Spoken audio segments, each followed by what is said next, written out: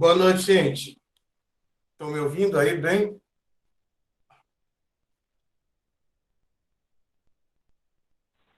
Sim, professor. Eu acho que vocês não estão me ouvindo. Um minutinho. Agora, talvez. Sim? Sim. Sim. Joia. Então, bom, pedir autorização para gravar esse momento, tá certo? Hoje a gente vai para a nossa. Essa aula, na verdade, são duas aulas, e eu pretendo parar a gravação quando terminar o primeiro bloco, tá? Até para não ficar muito extenso. Minha internet não está muito boa, até por isso também, para a gente testar e ter certeza que está gravando aí. São uns 10 minutos de intervalo, tá certo? Primeira coisa, isso. Segunda coisa, hoje a gente vai fazer então a aula 4 e 5. Vamos trabalhar a parte de conceitos básicos de genética e evolução. Eu vou começar falando um pouquinho sobre a origem da vida, tá? Que é um tema importante que vocês pelo menos vejam de forma bem básica mesmo, né? Que é a proposição da disciplina. Hoje a gente encerra a nossa unidade 1. Vocês estão vendo minha tela, não? Sim? Estão vendo minha tela, certo? Tem uma atividade pendente que é para até amanhã, sábado, tá? Esse Kahoot aqui, o desafio com os conceitos básicos de biologia celular e molecular. Professor, Oi, não tá abrindo, é isso, gente? Alguém estava me falando disso mais cedo? eu respondi e eu queria saber se só marca como concluída lá, como Você entregue, colocou seu porque nome. Você colocou seu nome coloquei Ana Vitória. na hora que foi fazer, não é isso? Ele pede, ó, Isso. aqui, ó, tô abrindo para vocês verem. E eu deixar isso gravado também, ó. Muito bem. Ele até já descobriu que sou eu aqui, né? Eu vou dizer que O, não. me, Tô o vendo aqui no meu, fundo. Alessandra, Gabriela, uma galera já. Ana Vitória, tá aqui, ó. Bom, seja como for, quando vocês entrarem, gente, quem não fez ainda, tem que colocar o seu nome real, tá certo? Não vai adiantar colocar nome fantasia, que eu não vou ter como adivinhar. Nos Google Formulários é mais fácil porque vocês colocam e-mail. E lá, como vocês viram, né, o Google, o Formulários que eu deixei como atividade 3 tem um campo também para você colocar seu nome completo, inclusive. Então, veja, está aberto aqui por um dia e 5 horas. Então, até amanhã, acho que é 11 horas da noite, 23 horas encerra, tá certo? Vale 2 pontos. E a atividade 1, que vocês, né, enfim, vocês não entregaram, eu estou achando que tem algumas pessoas que são desistentes na disciplina. Também valia 2 pontos, 2 mais 2, 4.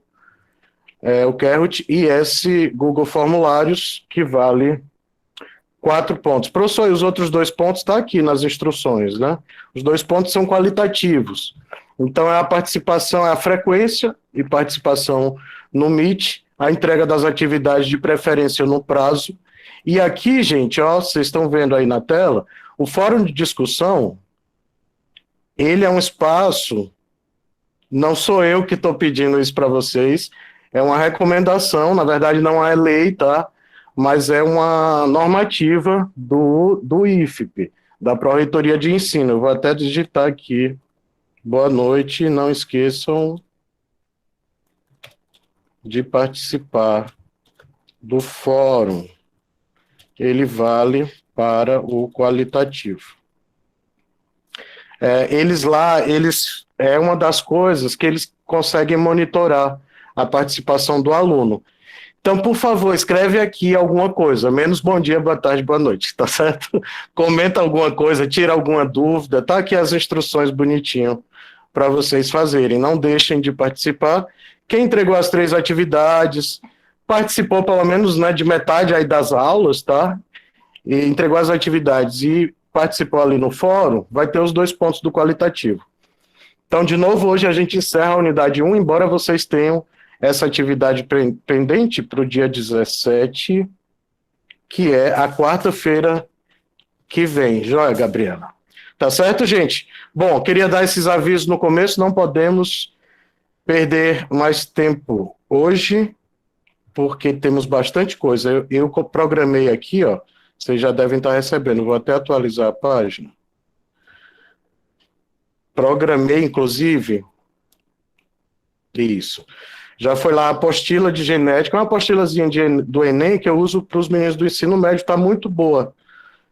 Então, ajuda e fica para vocês também como material de estudo, mas ajuda, eu acho que para atividade eu não cobrei exatamente nada assim tá? A atividade está bem tranquila, vocês vão ter que pesquisar um pouco, e algumas coisas que eu não vou trabalhar na aula hoje, vocês vão trabalhar na atividade. E eu já adiantei aqui esses 2 artigos, são artigos pequenos, tá, gente? São leituras que vocês vão fazer para a atividade 4. Isso daí eu só vou postar em 15 dias, tá certo? Mas aí já vai ser a atividade para a próxima etapa, para a próxima unidade. A prova de vocês deve acontecer semana que vem, não tem, na outra sim, na primeira semana de março, eu acho que eu vou colocar dia 3, tá? 3 de março. Vou anotar isso aqui. Prova Biologia Básica. Fica um indicativo de 3 de março. Vai chegar aí 7 da noite, 19 horas, o slide já dessa aula também. Então, o resto já foi postado, esses 2 artigos. Quem quiser, adianta a leitura. Eu vou pedir, na verdade, uma resenha curta sobre cada um deles. Vocês vão me entregar em um Word mesmo, eu vou colocar lá o formuláriozinho, ou mesmo no Google Forms, não sei. É que o Google Forms, agora, com 30 dias, eles apagam tudo, o Google Drive.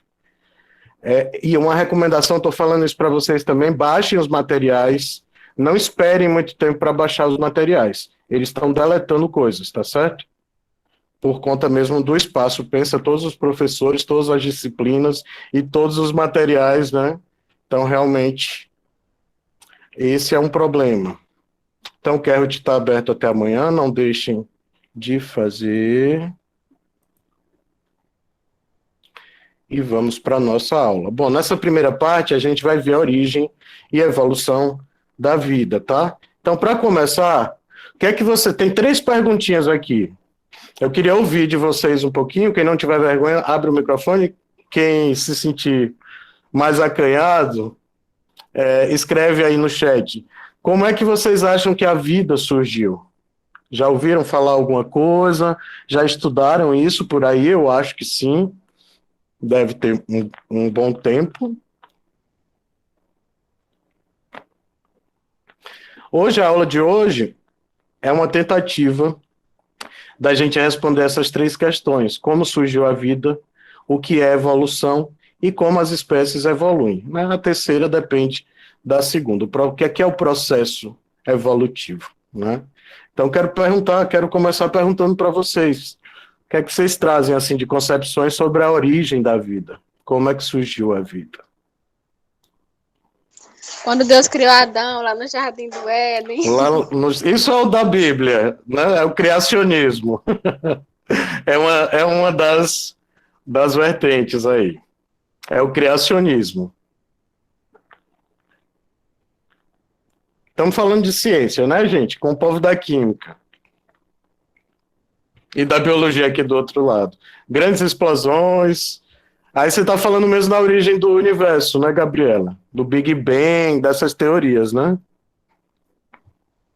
Todas são teorias, tá, gente? Do geral. A vida mesmo se origina como? A partir de quê? O que é a química? Por que é importante? Por que o professor Márcio está começando a aula falando disso? Por que é importante para o químico? O que é que tem a ver a química com a origem da vida? Eu já adianto para vocês que muita coisa tem muito a ver.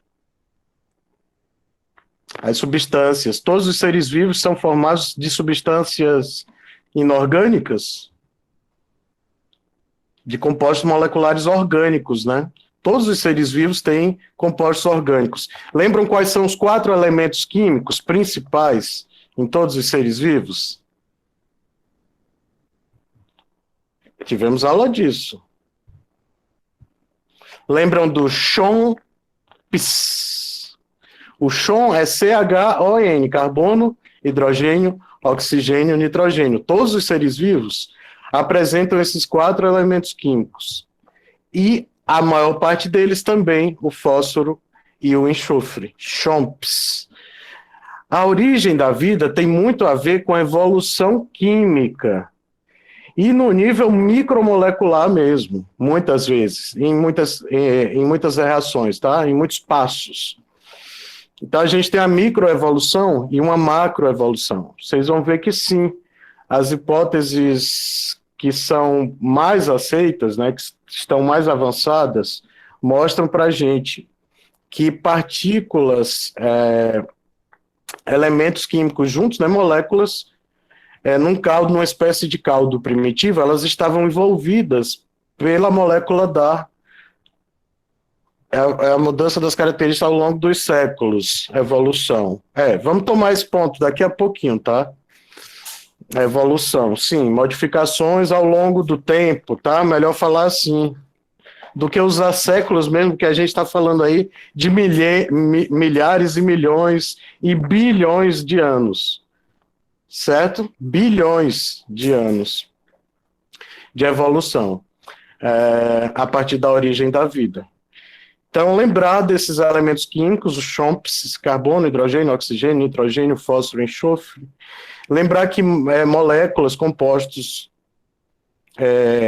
envoltos por moléculas de água, a molécula da água é polar, vocês sabem disso, e formavam o que a gente chama de coacervados. Ainda não eram os primeiros seres vivos, tá? Mas já eram um protótipo, essa coisa já era um protótipo das primeiras células, tá certo? E ao longo da aula a gente vai trabalhar também os conceitos de evolução, ver algumas teorias evolutivas muito rapidamente, tá, gente?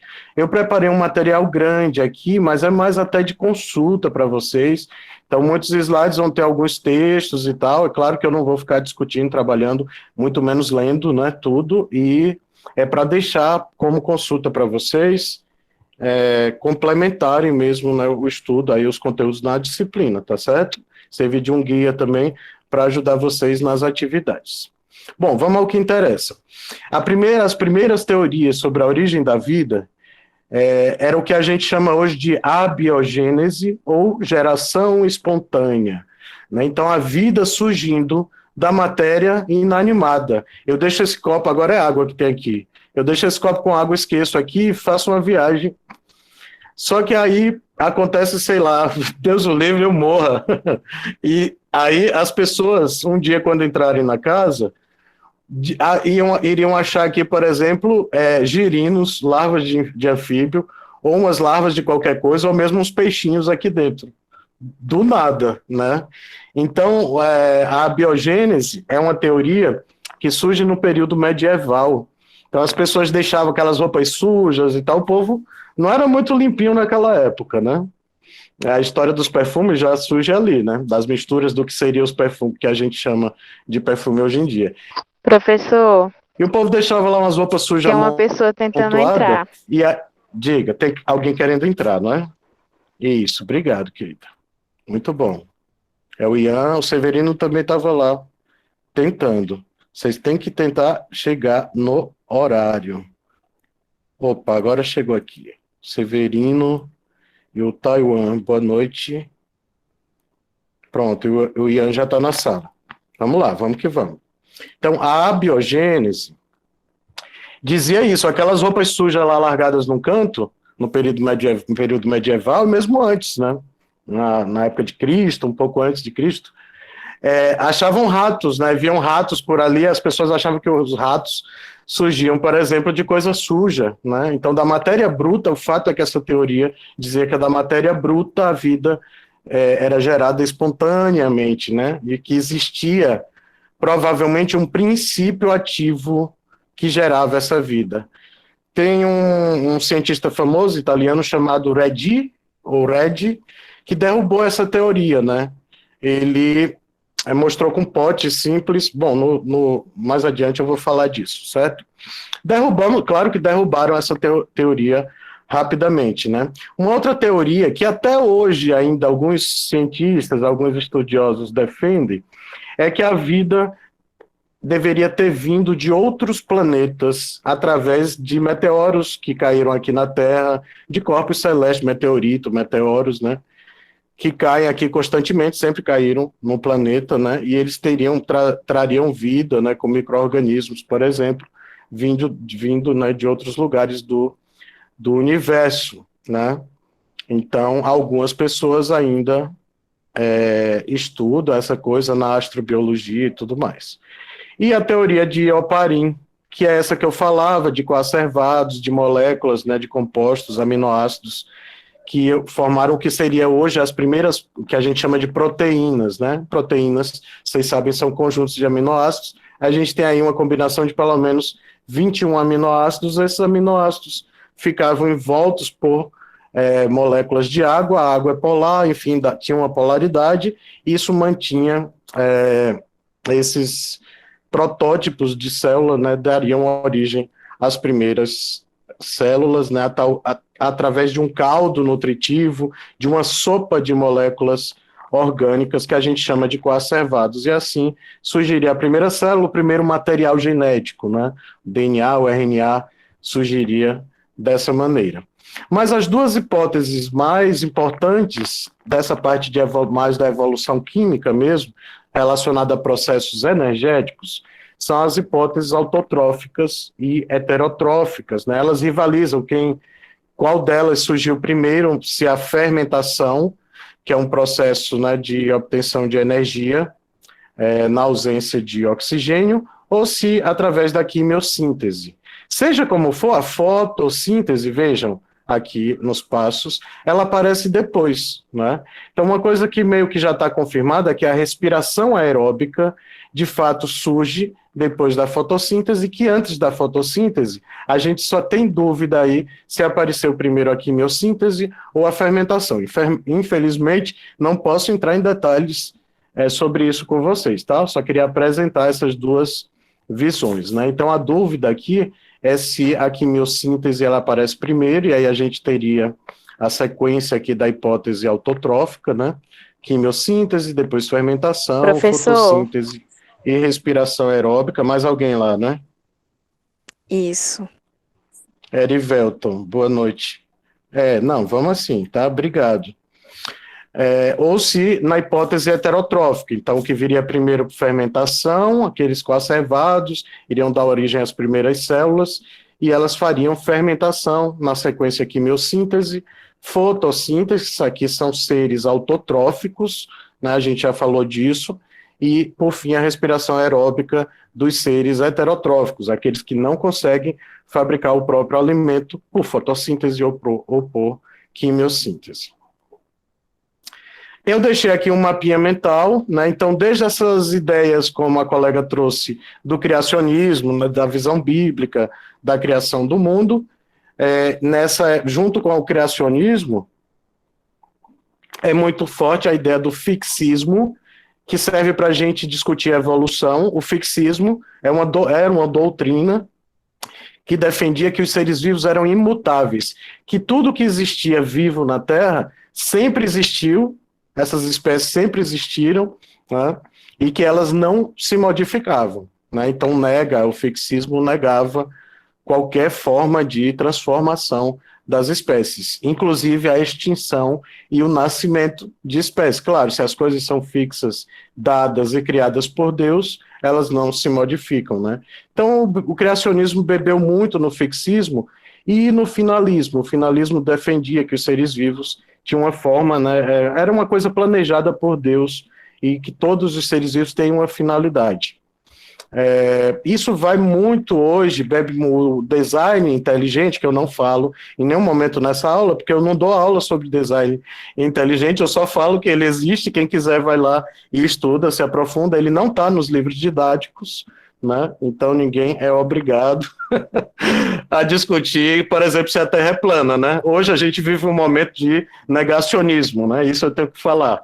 Então, a mesma coisa que você ter alunos, né, que são terraplanistas dentro da sala de aula, eu vou fazer o quê com essas pessoas? Nada. Agora escreva lá Terra plana na prova, né, e prove, demonstre que a Terra é plana, aí tá beleza, a gente se resolve. Mas não vai usar isso como argumento. Lembra a nossa primeira aula, nossa segunda aula, na verdade, eu falava um pouquinho do método científico, né?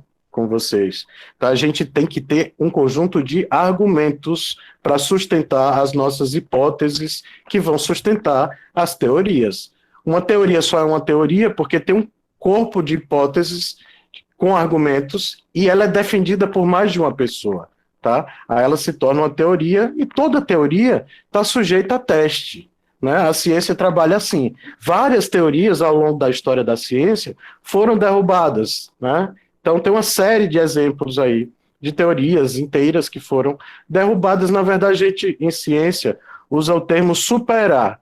Então a gente fala que, sei lá, isso é um conceito, uma visão superada, uma teoria superada. Quer dizer, ela serviu até um certo ponto, mas quando a ciência, a metodologia, né, as formas de investigação avançam, o número de trabalhos publicados e de estudos avançam, as coisas tendem a essas verdades, né, que nunca serão absolutas, elas vão sofrendo alterações, vão evoluindo, né? Essa que é a ideia. A ciência é algo, é uma atividade humana em constante evolução, tá? Deixei aqui esse mapinha, então, né, que ele vai resumir aqui embaixo, também desde as moléculas inorgânicas, formando moléculas orgânicas simples, depois complexas, aí aqueles coacervados e as protocélulas, tá? A origem aqui do RNA, DNA, né? Um resuminho para vocês, tá? Aqui outro resuminho já da parte de evolução, né? Então as 4 grandes teorias, desde esse fixismo que eu falava,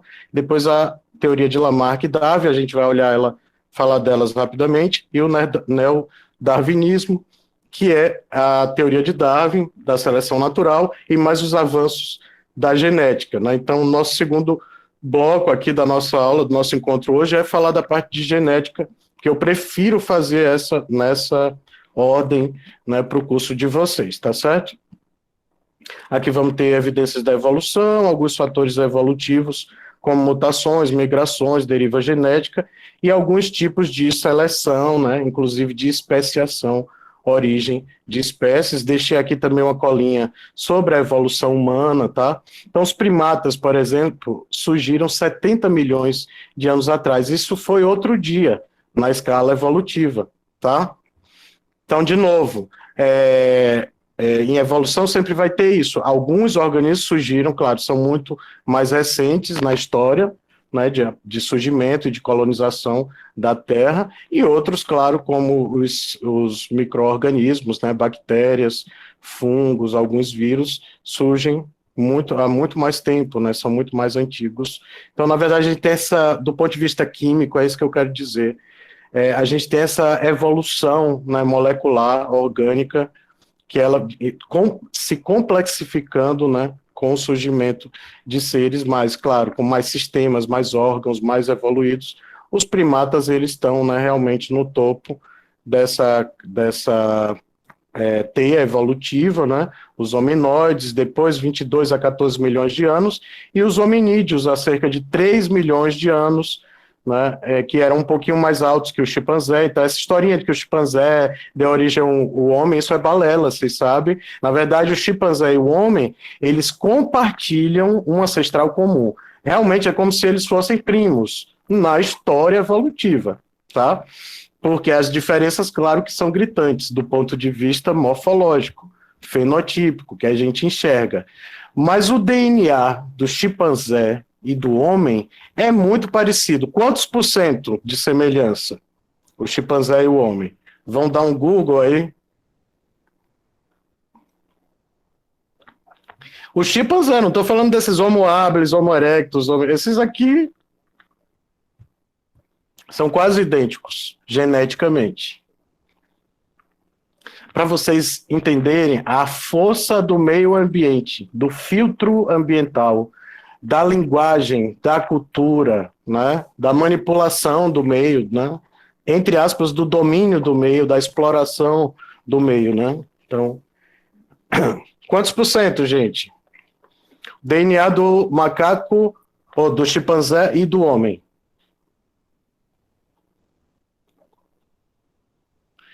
Chute, você falou quanto, Arivelto? 94 é bom, hein? E é mais, bicho. É mais de 97%. Dizem que Ana. Dizem que quase 99. Olhou aí, foi, deu um Google. É desse jeito. Terrível, né? Que bacana ó, enxergar as coisas assim, tá? Então, mas assim, a gente não vai dizer jamais que o homem descende dos chimpanzés. Eles têm um ancestral comum. Uma das provas disso é o DNA, o material genético, tá? Agora, claro que o homem geneticamente é muito mais associado, é muito mais assemelhado a esses aqui, o Homo habilis, que usava os instrumentos de pedra, Homo erectus, que já vivia em grupos de 20 a 30 indivíduos, enfim, já utilizava, foi ele que descobriu o fogo, o Homo habilis, né, que já vivia em cavernas, fabricava armas, abrigos com ossos de animais, e aqui, finalmente, o Homo sapiens. Nós somos uma subespécie dessa espécie Homo sapiens, né, que deu origem ao homem moderno. Vamos para frente, que não temos muito tempo, infelizmente. Nossa aula, além de ser a cada 15 dias, eu acho ruim esse negócio. É pouco tempo, né, para muito conteúdo, mas, enfim, a orientação é mesmo essa, seguir aquela ementa, e hoje a gente tem que ver, assim, pincelar, né, genética e evolução para vocês, a gente complementa sempre com atividades. Então, de novo, para quem chegou por último, até quarta-feira, vocês têm essa última atividade para entregar, até amanhã a atividade 2 do Kahoot, tá?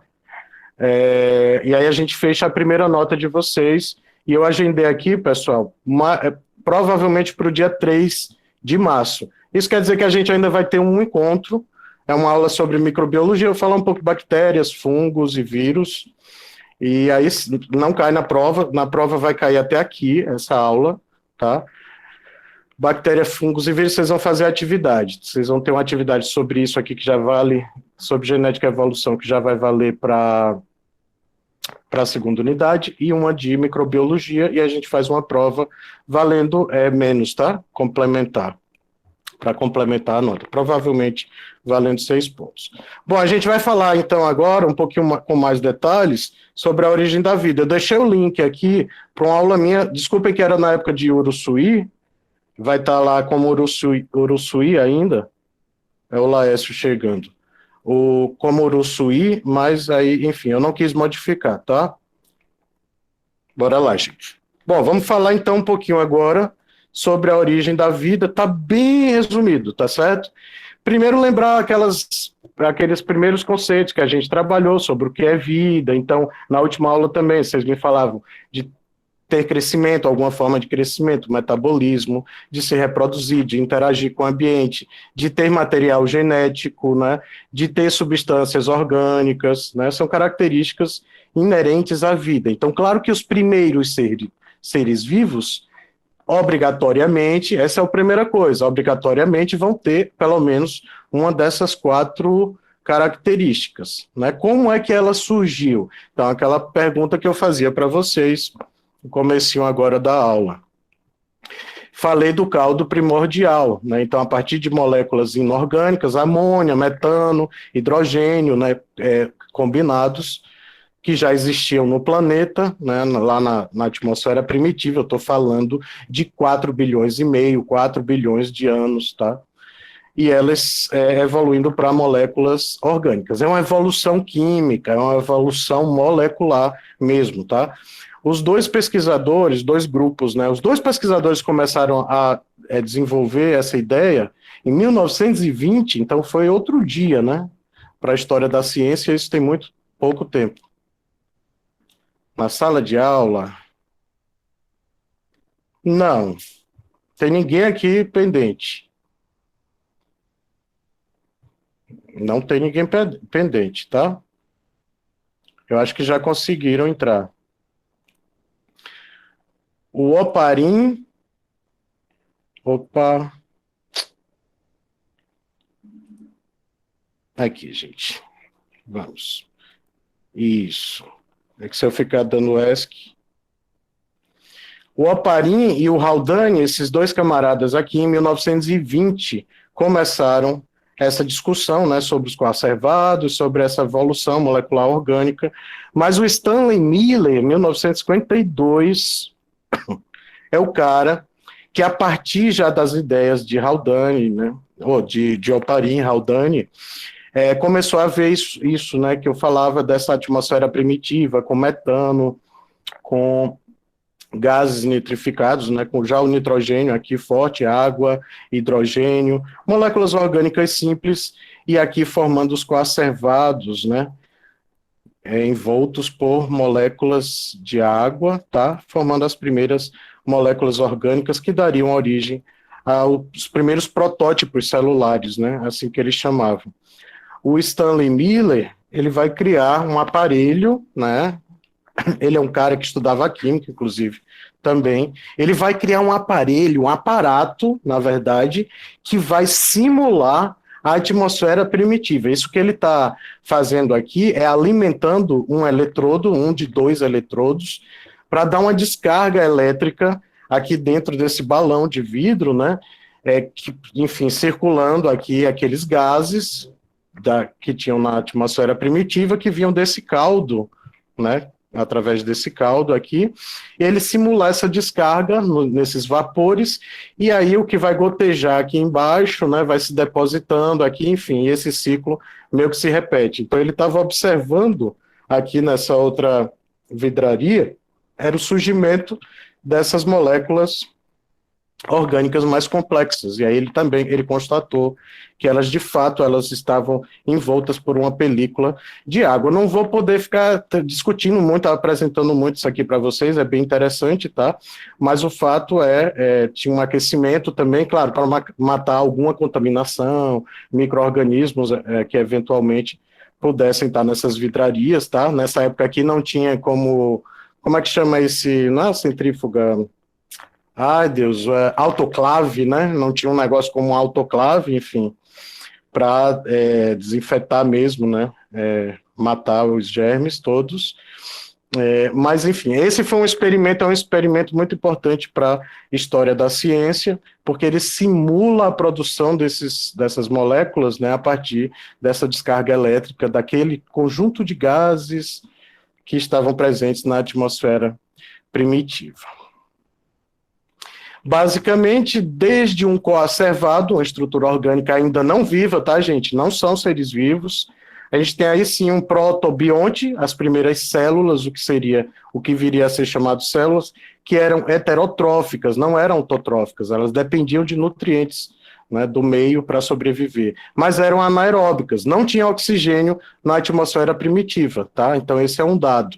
Era heterótrofo e anaeróbico esse protobionte. Com o aparecimento do processo de fermentação, tá? Então, a partir do CO2 atmosférico, surge uma variabilidade nesses materiais, e aí sim surgem os primeiros autótrofos. Hoje, a gente chama de estromatólitos, eles parecem rochas, né?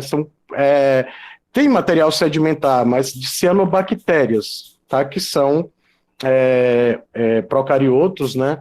Que fazem fotossíntese. Então, fabricam o próprio alimento, são seres autotróficos. Aqui um detalhe do... Opa! Sim, está mostrando o passo a passo. Aqui vai mostrar um estromatólito agora para vocês. Que é essa coisa aí que existe ainda, né, nos ambientes marinhos até hoje, né? São fósseis vivos, né?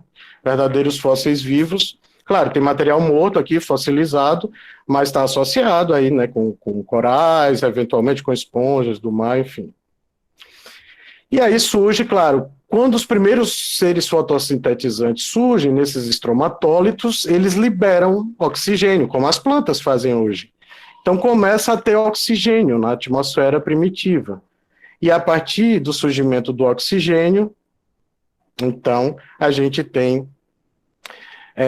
logo na sequência, uma primeira grande extinção em massa, tá? 1% de heterotróficos é o que sobrevive, né? O meio ambiente que havia criado toda essa riqueza, né, das primeiras formas de vida, agora mudava para matá-la, né? Na verdade, porque você tem a inversão com o uso do oxigênio, né? Então, as criaturas sobreviventes, em sua maioria, foram seres que aprenderam a conviver com o que antes era perigoso, gás oxigênio, né? por meio da respiração, da fotossíntese e outros recursos químicos, como a vitamina E, que elimina os radicais livres. Na sequência vai dar um zoom aqui. Não, eu que tenho que dar aqui um zoom para vocês, só para deixar esse esqueminha registrado, tá? Mais ou menos aqui o passo a passo. Então, quase 5 bilhões de anos, né, que é a formação, a idade da Terra, tá? Olha a atmosfera primitiva, esse sinalzinho de raios aqui são as descargas elétricas, né?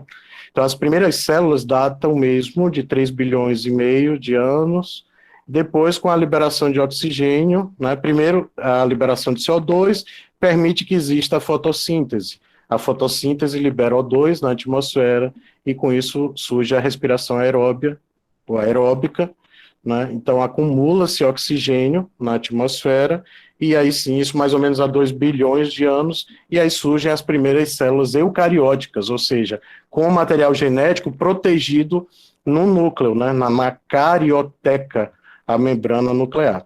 E aí sim surgem organismos multicelulares, né, com mais de muitas células, há 700 milhões de anos, mais ou menos.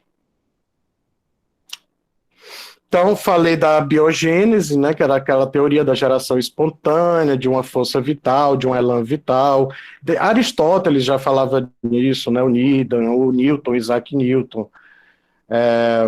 Então, o RED, aquele experimento, né, basicamente o que o italiano fez era aquecer um caldo nutritivo, deixar ele em repouso, sem qualquer proteção, e aí depois de um tempo via que tinha micro-organismos. Sim, mas aí depois eles foram ver que a contaminação vinha, na verdade, pelo ar. Quando ele vedava, ele fazia pasteurização, Pasteur ajudou muito nisso, Pasteur da química, porque quando se cria a pasteurização, você faz isso num ambiente vedado, né? Então você garante que não vai mais ter, né, não vai proliferar, né, mais nenhum micro-organismo ali.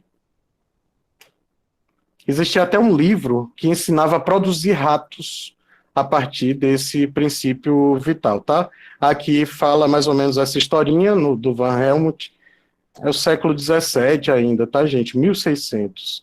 E aí sim vem a biogênese, né, com o Red e Spallanzani, que faz esse experimento com os frascos, vai ter aqui na sequência, tá? Então, claro, quando eu deixo o frasco inteiramente vedado por uma rolha, por exemplo, essa carne aqui, mesmo apodrecendo, não aparecem as larvas que apareciam com ele aberto, né? Então, ele descobriu que, na verdade, eram as moscas que punham ovos, né? Quando ele coloca uma gaze, aí os caras, mas aí o princípio vital não entrou em contato aqui nesse frasco do meio. Ele, beleza, eu vou colocar só uma gaze, então, que o princípio vital, que era Deus, né, gente? Vocês sabem que o princípio vital era Deus, né? Eles não queriam usar o Deus porque desde sempre existem os ateus, né? Então a galera ia contestar, né? No meio dos cientistas da época, alguns ateus, né, iam contestar isso daí.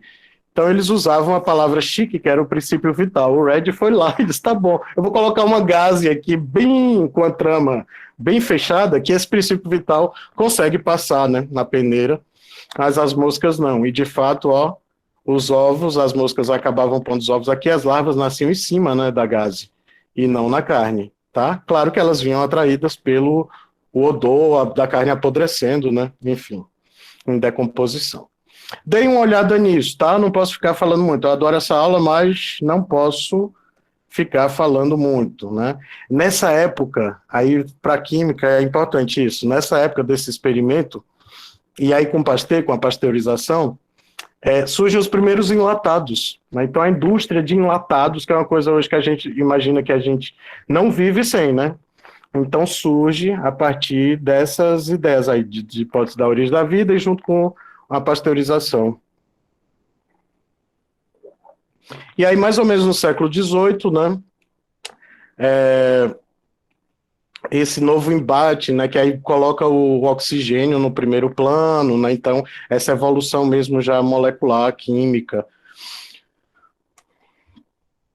E a Academia Francesa de Ciência colocou um prêmio grande para quem comprovasse isso. E aí o Pasteur foi lá, ele já tinha criado a pasteurização, ele criou o tal do frasco de bico de cisne, que é isso aqui, não posso ficar falando muito, tá? Não vou descrever o experimento para vocês, mas basicamente ele fez o quê? Os caras ainda estavam incomodados com a gaze enrolada no pote. Ele, tá bom, vocês querem que fique um negócio aberto mesmo, que é pro tal do princípio vital passar, né? Ter livre acesso, beleza. Ele fez esse gargalo, esse bico de cisne, né? Invertido assim. E aí, claro, isso daqui não impede a entrada de ar, né? Aquecia esse caldo nutritivo, né? Que ia ser fervido, esterilizado. E aí ele mantinha-se livre de organismos, claro, né, se garantia. Agora, se quebrasse o gargalo, o frasco, surgiam micro-organismos no caldo, né? Então, na verdade, era contaminação, que o Pasteur confirmou, né, foi essa coisa da contaminação, né, que vinha se tivesse exposto o material, que aconteceria se tivesse exposto o material. E aí surgem também, nesse período, surgem as primeiras ideias da evolução mesmo da vida, né? Então, Lamarck e o Darwin são essas duas figuras que vão causar, né, no mundo científico. Lamarck com a lei do uso e desuso, com a transmissão dos caracteres adquiridos. Então, basicamente, para Lamarck, embora a teoria dele não seja aceita mais, né, óbvio, ele foi um pontapé inicial muito importante, né? Lamarck acreditava que, na verdade, as girafas, o pescoço das girafas, esse é o experimento, né? A teoria clássica dele usava o pescoço das girafas. Ele falava que esse pescoço era alongado, porque quando a comida, as folhas de baixo, né, começavam a acabar na vegetação, no meio ali onde as girafas se alimentam, elas tinham que esticar o pescoço cada vez mais para alcançar as folhas no alto e assim sobreviver. E mais, além dele acreditar, defender a ideia de que o pescoço da girafa crescia por uso, né? Quanto mais usava, mais crescia, essa característica era transmitida para os filhotes. Então, os filhotes de girafa com pescoço mais longo nasciam já com o pescoço alongado.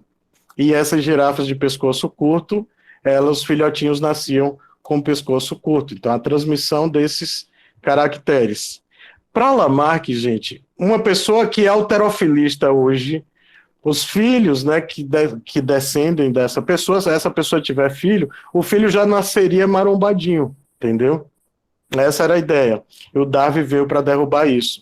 O Darwin mostrou que, na verdade, tinha uma variação. E toda girafa tem pescoço longo.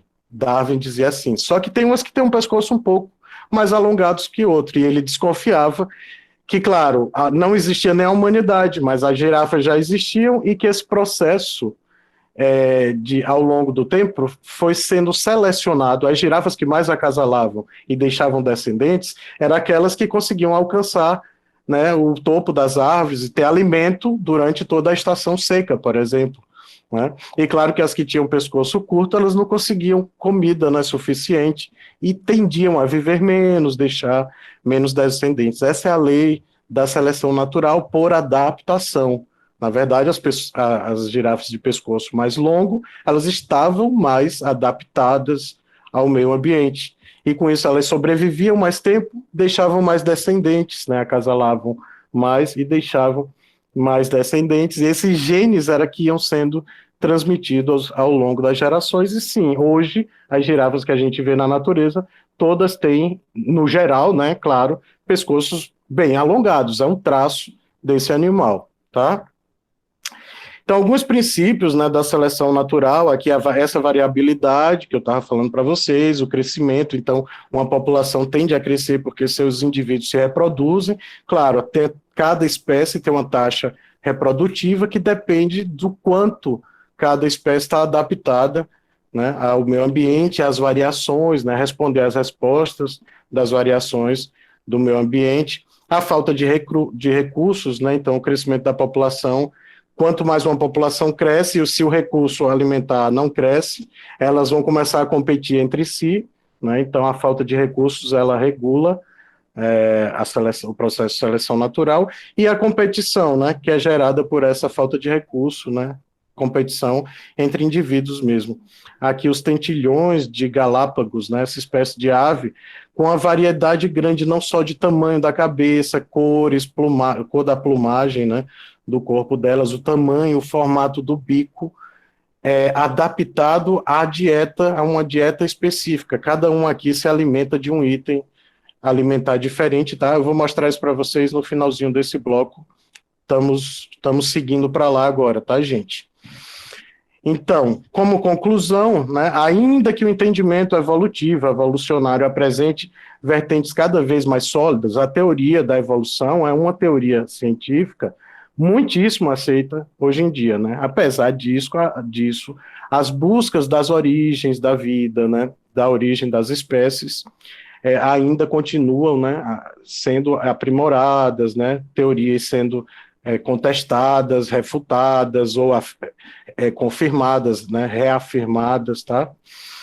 Mas é um campo da ciência que ainda segue um forte debate, tá? Eu deixei aqui algumas referências e vamos voltar para os nossos slides. Vida que segue, estamos indo para o final do primeiro bloco, tá, gente? Então, de fato, o que é evolução biológica? Então, muito bem, né? Eu não lembro se foi a Gabriela que falou que seriam modificações, não, foi um aluno. Ao longo dos séculos, ele usou assim, é melhor dizer ao longo do tempo, tá? Da escala temporal, os indivíduos de uma mesma espécie, eles vão sofrendo, sim, modificações. Severino, deixa eu ver se ele está preso aqui, por acaso. Ele já entrou. Obrigado, Reisiane. Valeu. Vocês são desenrolados, eu gosto assim, viu? Aí que é bom, massa. Obrigado, gente. Então, a evolução biológica são essas modificações, né, sofridas. A gente tem que entender a evolução no nível de população. Evolução, professor, acontece no nível do indivíduo? Sim, porque o indivíduo tranquilo, Severino. O indivíduos diferentes de uma mesma espécie, eles estão submetidos às mesmas pressões ambientais, às mesmas pressões seletivas, tá? Claro, mas cada indivíduo de uma espécie tem um genótipo discretamente diferente, certo? Apesar do genoma da espécie ser o mesmo, o genótipo, os genes que ele carrega, cada indivíduo, tem diferenças uns dos outros. Então, claro que ao longo do tempo, a gente está falando na escala de milhares de anos, né? Mas pense em evolução atuando na população, esse é o conceito moderno. E o que é população? Conjunto de indivíduos da mesma espécie. Tema do nosso, mais duas aulas para frente. Depois da prova é essa aula. E lembrar que essas mudanças, gente, essas modificações, elas se dão no material genético, tá? É um enfrentamento, uma adaptação ao meio, uma resposta ao meio, mas elas, objetivamente, elas acontecem no material genético, são os genes que vão sendo selecionados. A seleção natural, ela atua mesmo nos genes, tá? E aí tem as ideias aqui de continuidade, né, dessa mudança, é um processo contínuo, da irreversibilidade, uma vez que uma mudança acontece, ela não volta, as girafas não vão voltar, juro para vocês, isso aí não é mais uma teoria, é uma constatação, as girafas não vão voltar a ter o pescocinho curto, tá? Por quê? Porque não é interessante, né? Não tem sentido. Então ela vai virar o quê? Uma zebra? Já tem as zebras, né? Então as mudanças são irreversíveis, porque essas mudanças são frutos de vantagens, né, adaptativas para responder às condições ambientais. E a divergência de características entre organismos, já falei, né, indivíduos da mesma população, da mesma espécie, eles são diferentes geneticamente. Claro que quanto mais aparentados, né, filhos daquele mesmo casal, por exemplo, ou netos dos mesmos avós, os genes são mais parecidos, e assim por diante. Então, essa concepção sobre evolução biológica, a gente está vendo que ela não foi sempre assim. Lembrar dos fixistas, dos transformistas, né? Os fixistas, de novo, que é criacionismo, criado por Deus e as espécies não se modificam, né? E os transformacionistas, que são esses que dizem que as espécies evoluem ao longo do tempo. A gente tem um conjunto de evidências do processo evolutivo. Desde a época de Darwin, Lamarck, os caras já olhavam para os fósseis. Então, os fósseis são restos de seres vivos, muitos extintos, não existem mais no planeta. E, nesse momento, estão surgindo novas formas de vidas, fora aquelas que nunca foram descritas pela ciência, né? Fora aqueles que não têm um nome científico, não foram encontrados sequer, tá? Plantas, fungos, micro-organismos, animais. Outra coisa são os órgãos homólogos, né? Então, por exemplo, o braço do homem e uma pata dianteira de um cavalo, de um bovino, enfim, de uma cabra, tá? Elas são homólogos nesse sentido, eles têm a mesma origem embrionária, esse ponto, mas têm funções diferentes, né? Ou a asa de um morcego, tá? Os órgãos anteriores transformados em asa. Os três são mamíferos, né? Nós, um caprino e um morcego, tá? E os órgãos análogos, tá? Que aí é o contrário, é como você comparar a nadadeira de uma baleia, que é um animal grande, aquático, enfim, e comparar com um peixe, né? Por exemplo, né? Baleia é mamífero, tá, gente? Não é peixe, né? Então, e comparar com um peixe, que é um outro animal, tá? Mas ambos têm a mesma função, que é o nado, né? A nadadeira serve para nadar. E que mais? Os órgãos vestigiais. Nós ainda temos um apêndice vermiforme que muitos de nós ainda precisa operar, né, ao longo da vida. Isso é um vestígio, é um órgão vestigial, é um órgão que não tem função mais nos homens, tá, nos hominídeos, mas que um dia era o prolongamento do intestino, tá, era a porção final do intestino. O cóccix, essa parte aqui, se a gente tomar uma queda com a bunda assim, então é terrível, até perigoso, né? O cóccix, aquela curvinha da coluna vertebral, é um vestígio de um, né, parentesco antigo que a gente tinha cauda, né, que na verdade estão nos lagartos, tá? Então são órgãos vestigiais. Quando a gente olha, por exemplo, embriões de peixe, de sapo, de animais bem distantes da gente, os embriõezinhos, até 1 mês, 2 meses, são muito parecidos, tá? Embriologicamente são muito parecidos. Eles vão ficando diferentezinhos mesmo quando estão o feto se formando, né? Quando eles já estão próximos do final da gestação. E aí as duas teorias, tá? Eu deixei aqui a lei do uso e desuso, do Lamarck, né? Algumas informações para vocês aprofundarem, do Darwin, o darwinismo, né? A teoria da seleção natural, esse bate-papo mesmo que eu fiz com vocês agora, a questão da adaptação, da irreversibilidade, né, a modificação ao longo do tempo, a extinção de espécies, o nascimento de espécies, tá? Tá tudo aqui. Lembrar desse marco, né, que é o livro A Origem das Espécies, de 1859.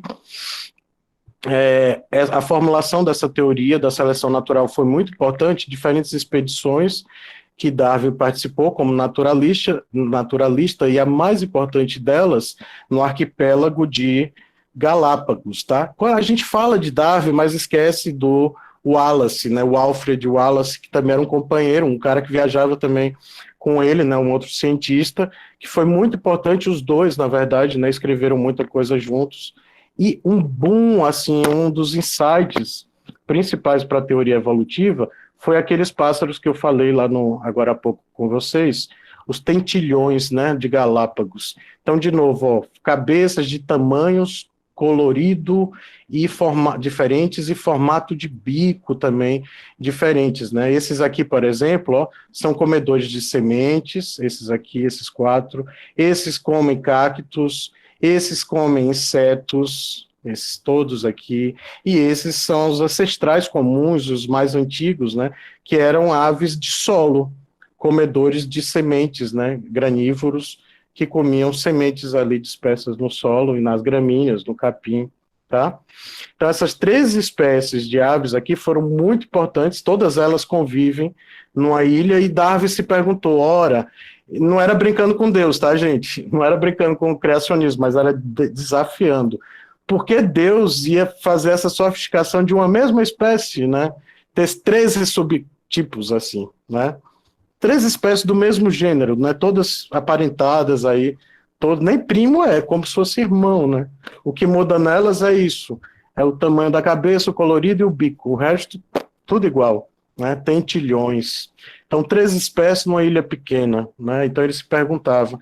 Na verdade era o quê? Para elas diminuir a competição entre elas, né? Então cada uma tinha itens, dietas, né, diferentes, e elas ocupam então nichos ecológicos diferentes, né, com relação à alimentação. A gente vai estudar isso daqui a pouco na parte de ecologia, eu vou falar disso rapidinho para vocês, tá bom? Mas era essa diversificação, ela é explicada, por exemplo, né, pelo tipo de dieta. E aí surge o neodarwinismo, que é a teoria sintética da evolução, que é pegar toda a teoria da seleção natural, o darwinismo, como a gente chama, de Darwin e Wallace, e aplicar os conceitos modernos da genética, tá? Vamos ver daqui a pouco, eu vou dar 10 minutinhos para vocês, eu acho.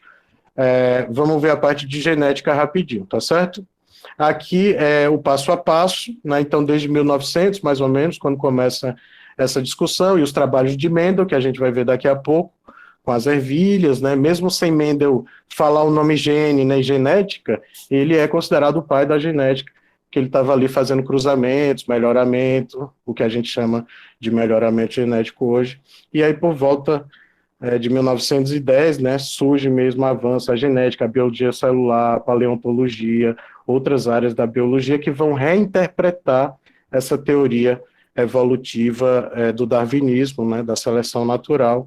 E aí a gente tem, mais ou menos em 1930, a teoria moderna ou teoria sintética da evolução, que, como eu disse para vocês, adiantei para vocês, ela trabalha no nível de populações, conjunto de indivíduos da mesma espécie e, principalmente, nos genes deles, né, a variação genética dentro de uma população. E aí trabalha os conceitos de mutação gênica, recombinação gênica, seleção natural, deriva genética, que é no nível de populações, e migração. Então, alguns indivíduos que estão saindo dessa população para outras áreas, ou indivíduos de outras áreas que estão chegando nessa população, da mesma espécie, tá, gente? E aí a gente vai para a segunda parte. Vamos dar 10 minutos ou menos, 5 minutos, 5 é muito pouco, né? 10 minutos pode ser, gente? Que aí, é porque alguns chegaram depois. Eu vou dar uma parada aqui. Isso, 10. 10 já é pouco, né? Que a gente sabe. No meu relógio são 7h05. Então, 7h15 está ótimo para a gente começar. Eu acho que antes das 8 a gente acaba, tá bom? Eu vou só parar a gravação, senão fica gigante. E é o tempinho que ela para de... Isso. Ele já avisou que vai